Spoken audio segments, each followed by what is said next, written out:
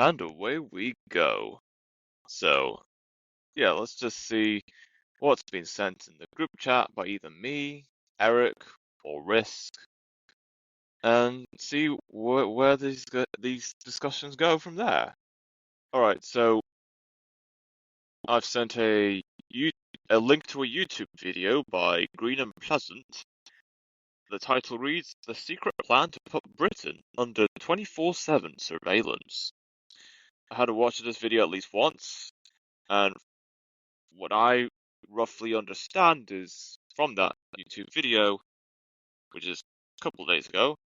I'm trying to think of exactly. I know it's not perfect. I will try anyway. In regards to what's happening now, amongst all of them, the Online Safety Act. Not to say that the Online Safety Act is part of the plan for putting the UK under surveillance. It is close, mostly, if it is used in ways that goes beyond its primary intentions from the start. And now I just remembered what else was also just being mentioned within that YouTube video is the implementation of facial recognition technology, where cameras within police vans are used to scan faces of passerbys in public spaces, town squares, and so on. And even when the technology does what it's supposed to do, like scan faces, flag for any potential dangers from particular individuals who may possibly, hypothetically, could cause some harm to everyday people in the UK. One of the flaws from this facial recognition technology from these police vans is that black people are more likely to be flagged up, and also Muslims, Arabs, and other racial minorities, but more so black people are more likely to be flagged up by these facial recognition cameras than most other races. The chances of white people being flagged up by facial recognition cameras is quite minimal. And that's something that really stuck out to me.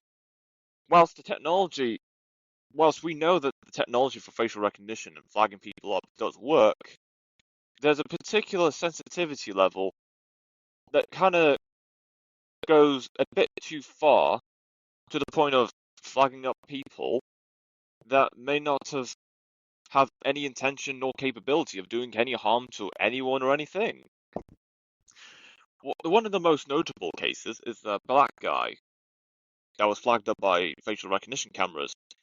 He is I believe he's a leader for an advocacy group to stop knife crime or just preventing any crime in general from spreading. He's all for positivity and keeping our streets safe. I know one thing that stands out is he's a he's a leader of an advocacy group to reduce knife-related crimes, I believe. And even with even with the purest intentions, the facial recognition camera is flagged up saying, "Oh, this guy's dangerous. Arrest him. Put him behind bars." And that's the issue. Even when the technology that's used to flag up criminals, we know it works. It's just flagging up the wrong people.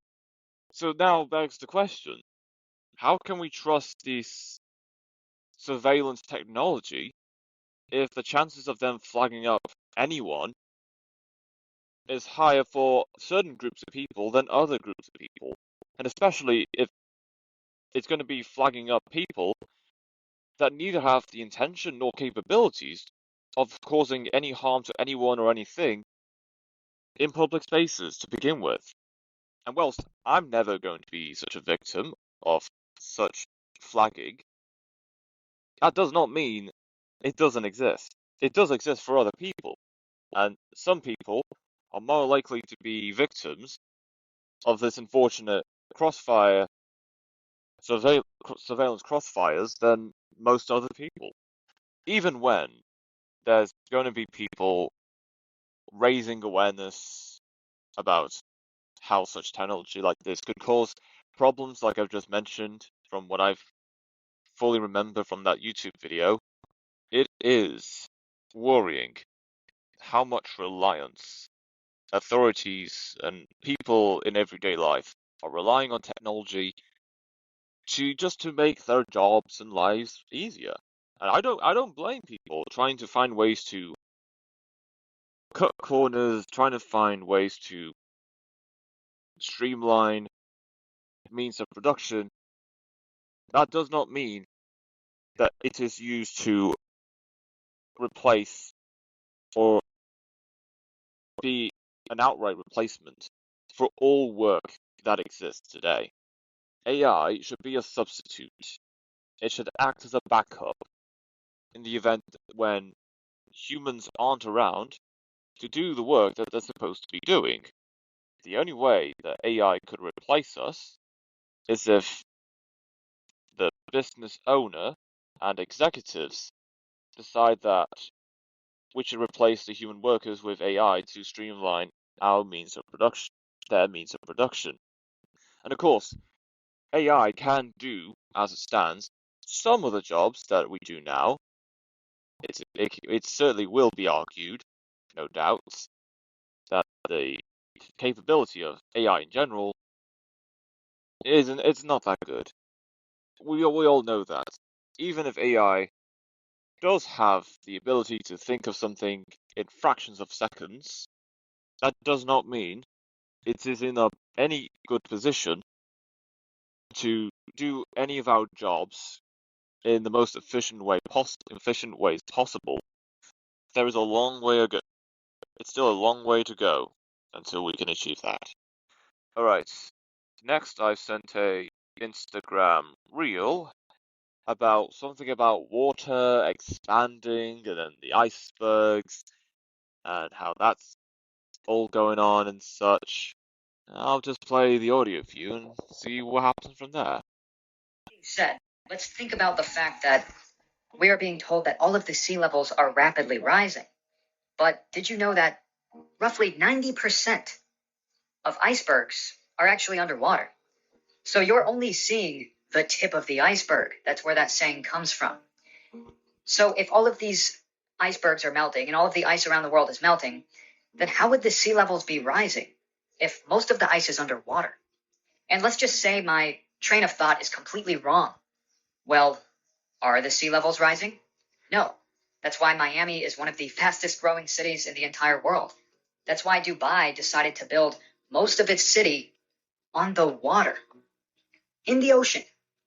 So if the sea levels are rising, then why are all of the big boy billionaires investing into coastal cities? Why is everyone moving to coastal cities if the sea levels have been rising for hundreds of years? And you see Lucy over here, she's doing just fine. Anyways, I made this video entirely for entertainment purposes only. That is a good point. And yes, even we're just trying to amuse people, saying, "Oh, it's all good, it's all fine, there's nothing to worry about. It's all just for laughs." Of course, there's going to be people wondering, "Oh, so if water, if frozen, expands and would likely push other unfrozen water outwards and upwards, and even when the argument of icebergs around the world, even if most of them are submerged underwater or melting, how is it that people are still moving to coastal cities, even when the threat of rising sea levels is still imminent?" I'm just thinking about what's been said and these claims, and even I know people are not going to be on board with these claims, and I know people will say, "Oh, that's not true because science says this. There's a research paper about that." And you know what? I'm all for that. As it stands now, and what I just discovered just now, it is a good point. And even if it's not meant to be taken seriously, there will be people that will raise questions in the future to say, why are we worried about rising sea levels if A, most of the icebergs that people say are melting are mostly submerged underwater, and B, when icebergs do melt, the expansion capabilities of frozen water has diminished. So, meaning there'll be less water, whether it be frozen or unfrozen. The precise the precise particles of water has reduced upon knowing that frozen water from icebergs have melted, reducing the space which water takes up in our oceans. That's just something I was thinking about. And who knows, maybe a discussion like this would likely come about in the future. Only time will tell if anything is. Only time will tell if any more of this sort of discussions would be brought up again. Only time shall tell. And that is all that has been shared into the group chat as of the last time I recorded a podcast episode. So with that all being said, let's get right into the rest of the news. No quote meaningful shift from social media sites after Australia teen ban. Government report. Government documents obtained by AFP show no meaningful shift away from TikTok and Instagram following Australia's world-leading teen social media ban, as users largely returned to major established platforms. Australia implemented the world's first ban in December to protect children from online bullying and predatory algorithms, resulting in removal of more than 5 million accounts belonging to underage Australian users since the laws took effect. TikTok and Instagram continue dominating App Store rankings and downloads 1 month after the ban, while the Commission reported cyberbullying complaints on banned platforms rose 26%, comparing January 2026 with January 2025. Communications Minister Anika Wells argued the laws are not failing, but stated big tech is failing to obey their obligations, with companies facing potential fines of up to 49.5 million Australian dollars under the enforcement regime. Israel, the United Kingdom, Norway, and New Zealand met with Australian officials after expressing interest in the ban, while officials assessing whether Australia's legislation provides a blueprint for global tech regulation. So even the Australian government are saying, this is not working the way we want it to work out, and it has attracted more people to use social media than it is repelling people to use social media. Kind of like with the boycotts against Eurovision, because Israel is still participating after the actions of the IDF in Gaza since October 7th. And whilst whatever has been going on in Gaza, I'm not saying it's over. Certainly, I haven't heard any unaliving of Gaza civilians ever since whatever's been negotiated has come into effect of different multiple phases of. I'm not sure what it's called exactly. I know that whatever military action in Gaza was going on between the IDF and the Gaza government, there are still a lot of people boycotting Eurovision and signing petitions to exclude Israel from Eurovision because they're still taking part in Eurovision despite the actions of their military and governments within Gaza. Even if news headlines regarding Gaza is not coming about as frequently as before, and even when there is some positive progress with Gaza, it's still not over what's going on in Gaza, and likewise with the boycotts against Eurovision, that is also not over.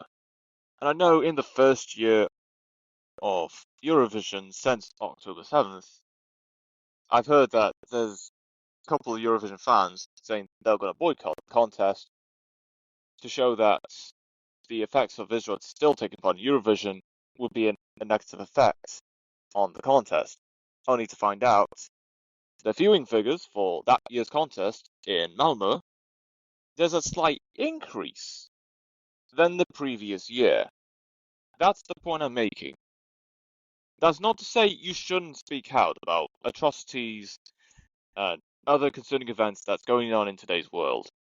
The point I'm making is, if you're trying to limit usage of platforms, attending events or organizations, more likely than not, maybe sometimes it might go in favor, but most of the time there's going to be an increase of usage than intended if the aim was to reduce the usage of platforms and attending events or organizations. And like we're seeing with the social media ban in Australia, when the Australian government was hoping that there should be a decrease of social media usage because, well, not just because children aren't allowed to use social media anymore, it may also deter other, maybe small percentage of adults from using social media as well. Because, well, if there's not many people using social media in Australia, what's the point using social media at all? To get around, spread the message, do marketing and promotion for whatever events people are hosting or setting up. Turns out there's a slight increase, not just from some of the children that shouldn't be using social media, yet they are using social media anyway. There's also going to be an increase of social media use from adults as well. Because, well, to be honest, I really can't answer that question.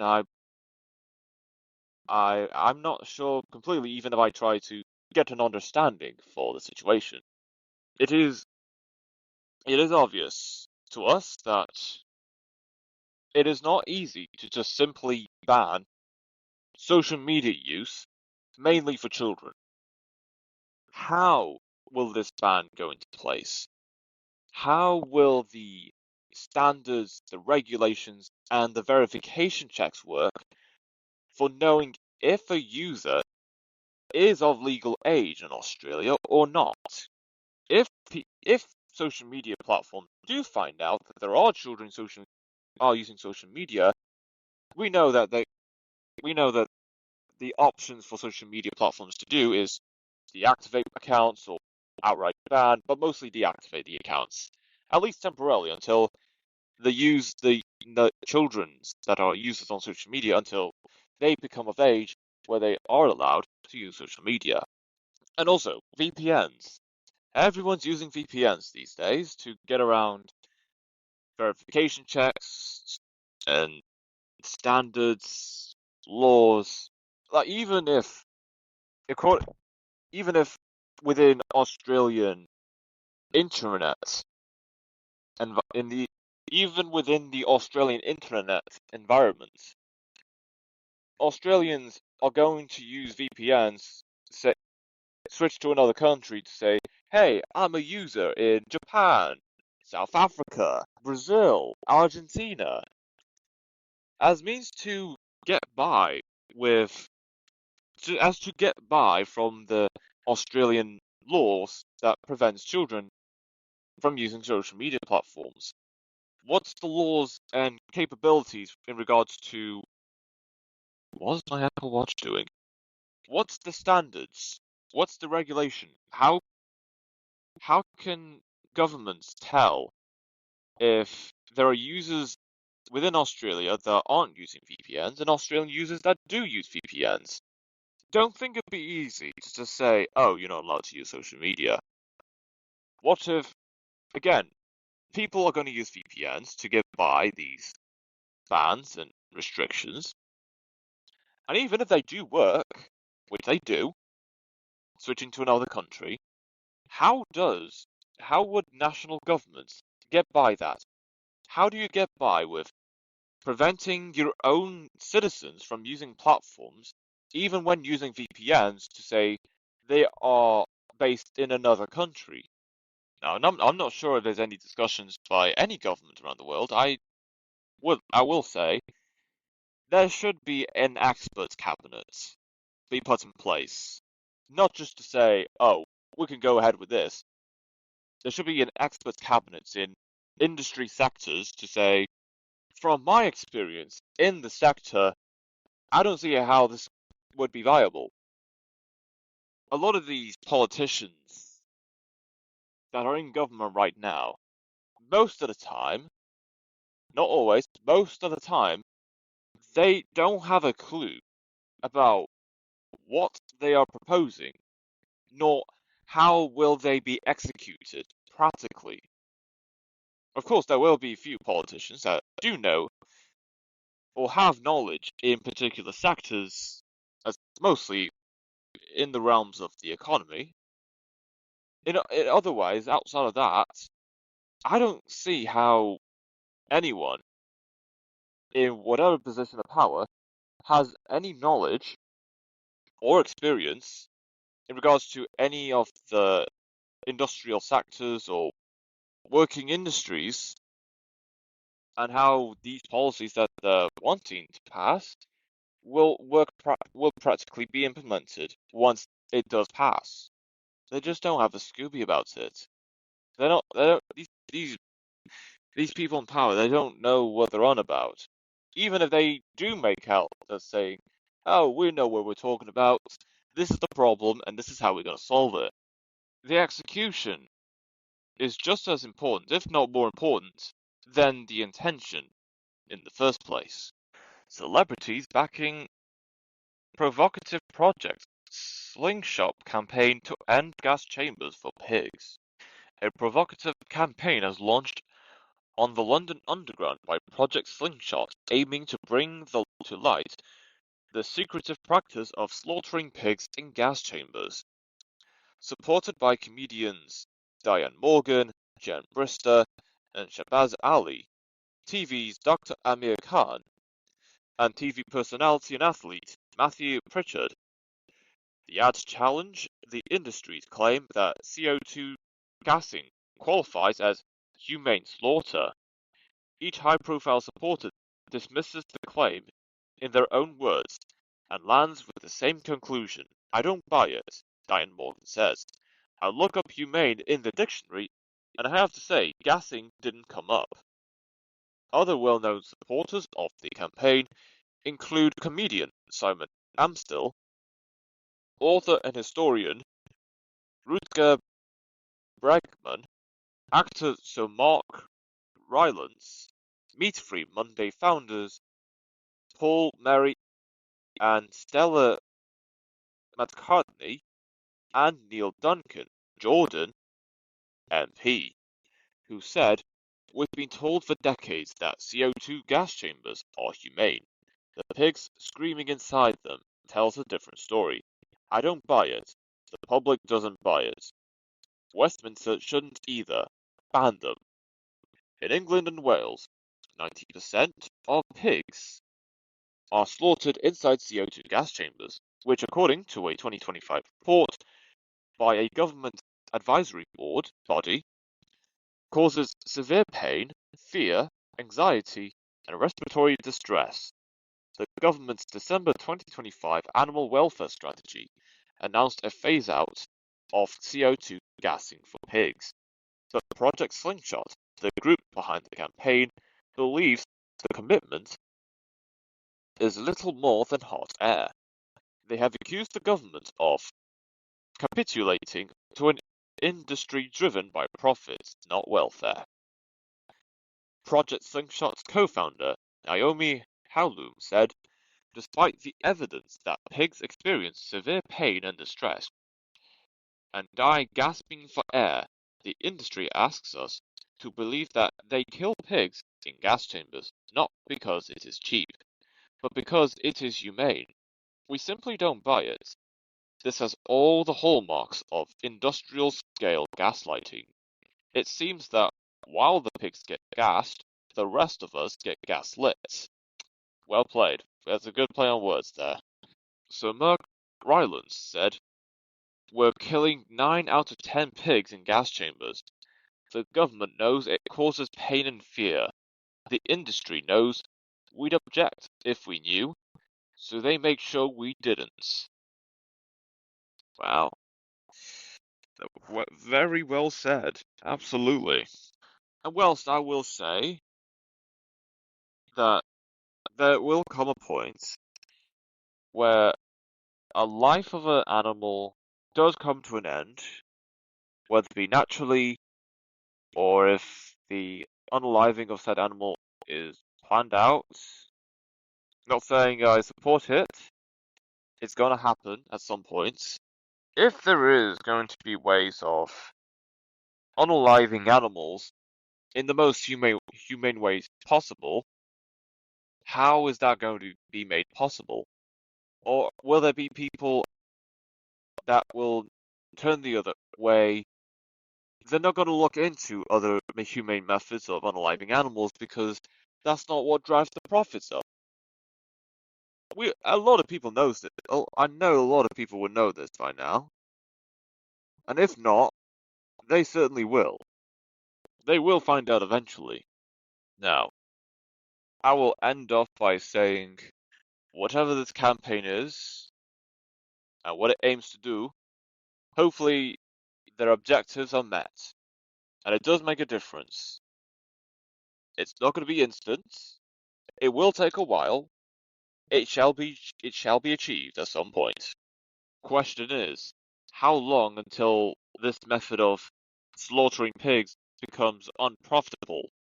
That will be the day these companies that's slaughtering the pigs by gassing them in CO2 gases, they will stop doing these practices the moment that method eventually becomes unprofitable. Because that's what this world is these days. And whilst a lot of people disagree with it, money is what makes the world go round. And if not money, then what does? That is the sad reality that we live in. And until something does come about, there is a new method of unaliving animals in ways that are humane. Only time shall tell if anything is ever going to be done. And that is it for the episode.